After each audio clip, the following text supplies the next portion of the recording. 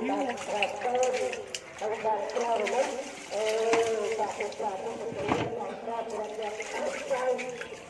đâu đâu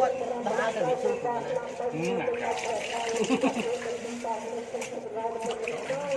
một đó hú nãy hú than đấy tụi chưa chặt carbon đi nhầm bình thường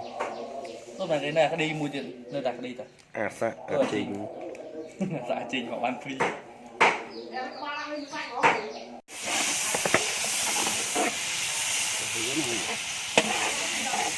đây ơi xanh xanh mà hình xanh xanh quá tâm tô chớn đi cầm dùm lên không đỏ con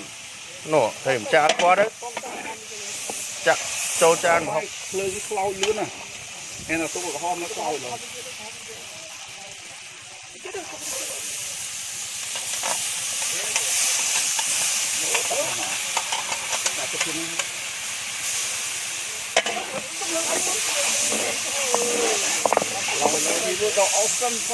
đỏ lứa này cái clau đâu đỏ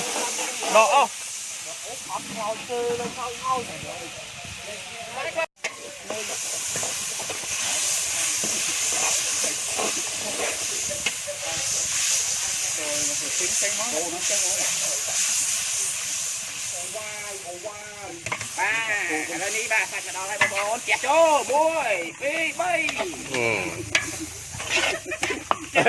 lên nơi ta cái thôn nó chung lục ở đây gió sạch không phải món mùi ui thế mà món bánh mà ăn bìa chia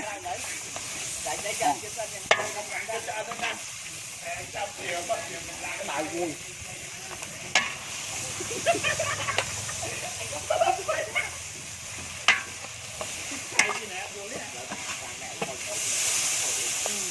ba đây vô trên gì trăng rồi sao gì đây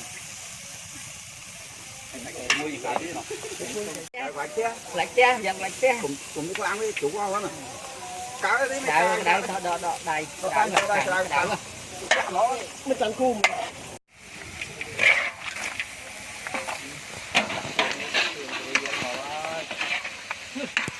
sắp đi trồng phơi này mình tinh thu con ngược lại nữa tinh chắc bầm chân mình tuân đạn á đặt đây thì cụt đây chắc lên điện đầy đài rồi đây